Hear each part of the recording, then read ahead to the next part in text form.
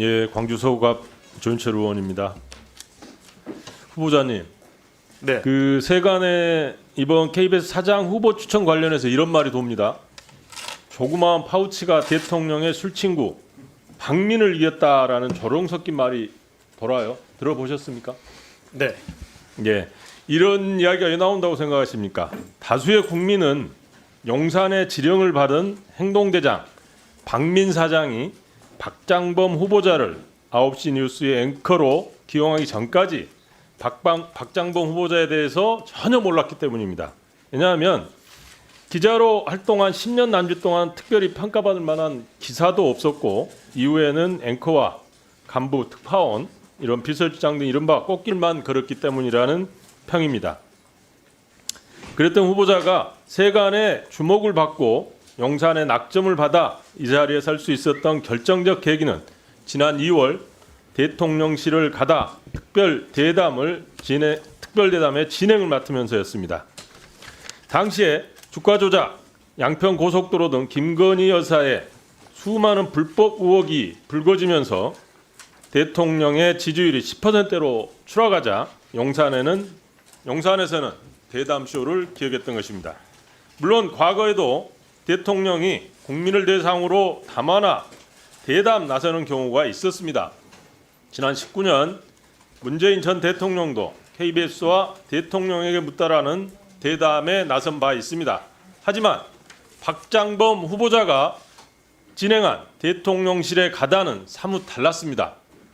당시에는 생방송이었는데 이번에는 생방송이 아닌 녹화를 통해 철저히 기획된 각본대로 질문했고 답했습니다. 동영상 한번 보시겠습니다. 이런 판단을 하고 있는 것이고 그렇기 때문에 지금 대통령께 독재자라고 얘기를 하는 것 아니겠습니까? 그 독재자 들으셨을 때 어떤 느낌이셨습니까? 최근에 많은 논란이 되고 있는 이른바 이 파우치. 네네. 외국 회사 그 뭐 조그만한 백이죠. 네. 그 백을 이 어떤 방문자가 김건희 여사를 만나서 그 앞에 놓고 가는. 적어도 박장범 후보자가 기자 정신을 제대로 갖췄다면 영부인이 왜 고가의 선물을 받았는지 국민에게 사과할 의향은 있는지 국민이 원하는 질문을 했어야만 했습니다. 하지만 실상은 어떠했습니까? 철저히 대통령과 영부인의 입장에서 그들을 대변하고 그들의 행위를 정당화하기 위한 가스라이팅에만 몰두했습니다. 박장범 후보자가 이를 어떻게 정당하고 애국했는지 하나하나 따져보겠습니다. PPT 보시죠. 영부인과 수개월째 카카오톡으로 실제 대화를 나눴고 이미 고가의 화장품을 선물 받은 바 있었지만 박 후보자는 이를 신분이 검증되지 않은 자가 마치 영부인에게 접근한 것처럼 프레임을 씌워 질문에 나섰고 윤석열 대통령은 마치 질문을 기다렸다는 듯이 영부인으로서 국민을 박절할 수 없어 어쩔 수 없이 방문을 허락했고 선물과 몰카는 경호와 의전의 실패로 물타기에 나섭니다. 두 번째 보시겠습니다.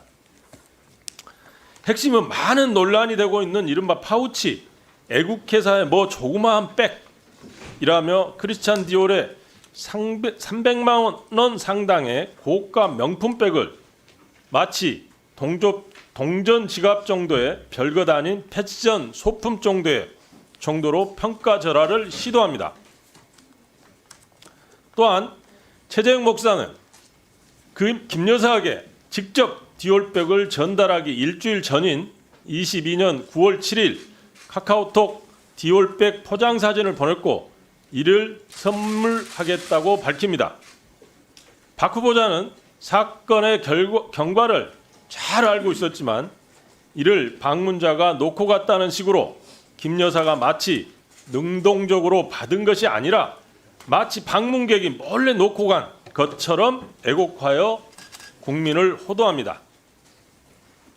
또한 부정 청탁을 위해 고가 선물을 주고받은 사실을 정치 공작으로 만들고 아무런 죄가 없는 김 여사를 정치 공작에 희생자 코스프레가 되도록 유도 진문을 던집니다.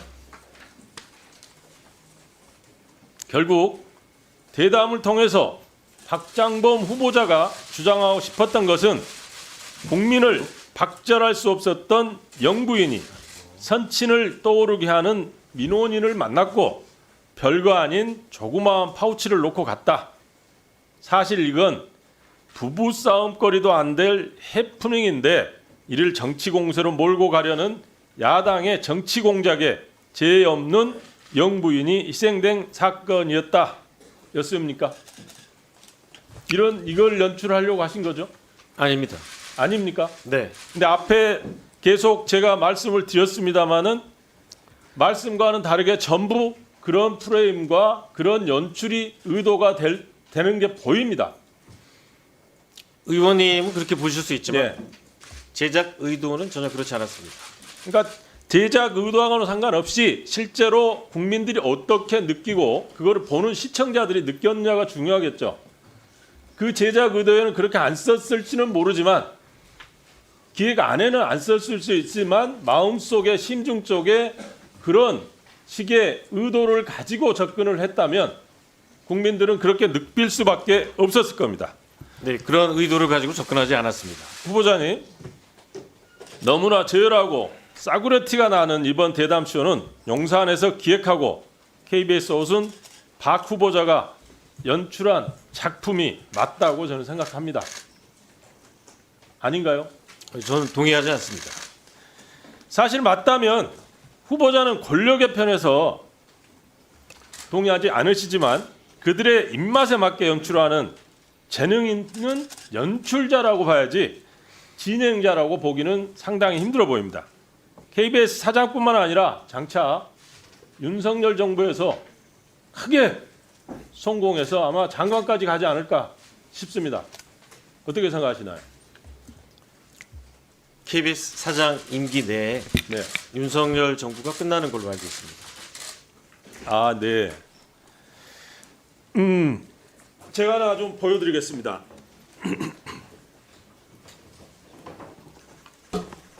이게 지금 논란이 되고 있는 디올백입니다. 물론 색깔은 다릅니다. 색깔은 다르지만 이게 조그마한 동전 지갑 정도는 아니고 제가 보면 거의 핸드백이에요. 이거를 거의 동전 지갑처럼 조그마한 파우치 정도로 폄하하려고 했던 그런 용도입니다. 혹시 후보자님 네.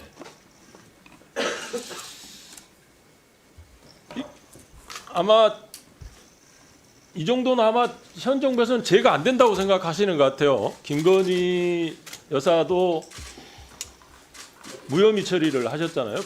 받은 거에 대해서 알고 계시죠? 검찰의 무혐의 처분에 대해서는 알고 있습니다. 예.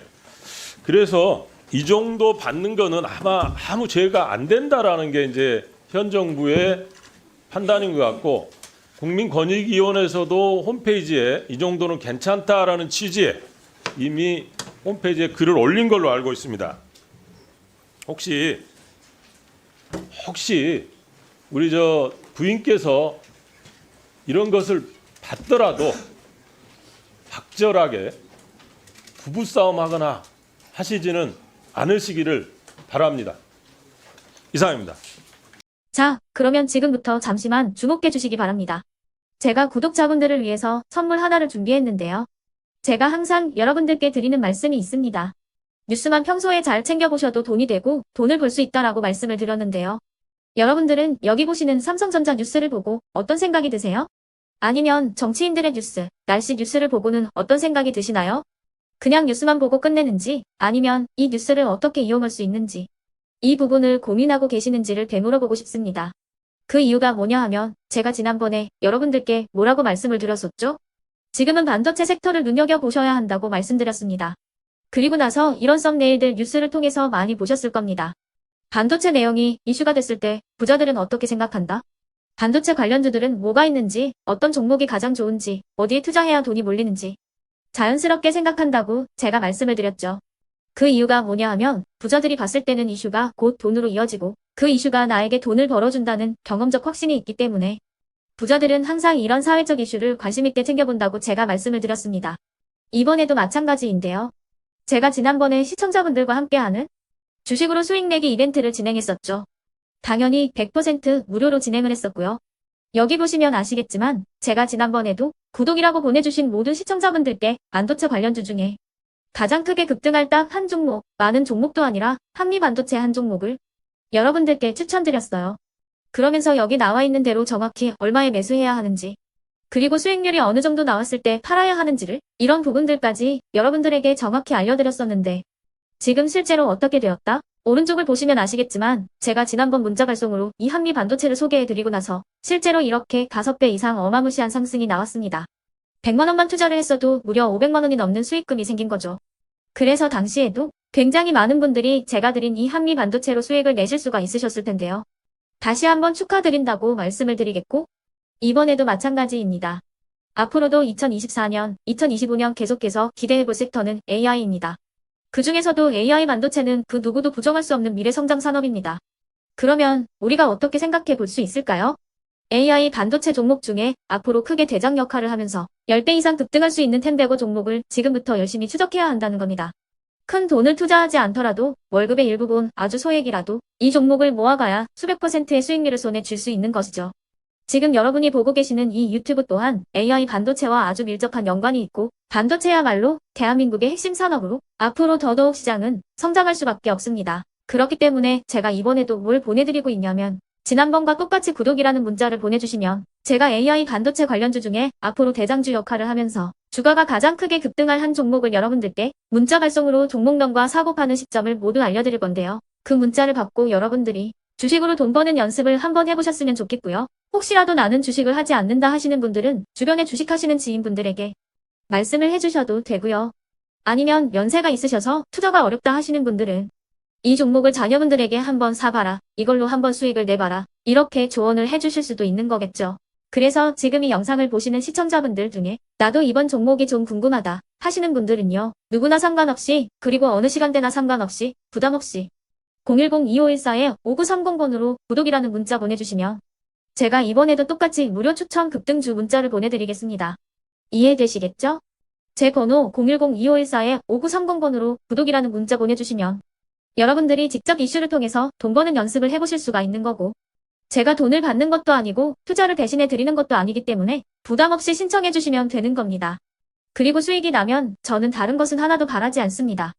제 채널에 구독, 좋아요 한 번씩만 눌러주시라, 이렇게 다시 한번 말씀을 드리겠습니다.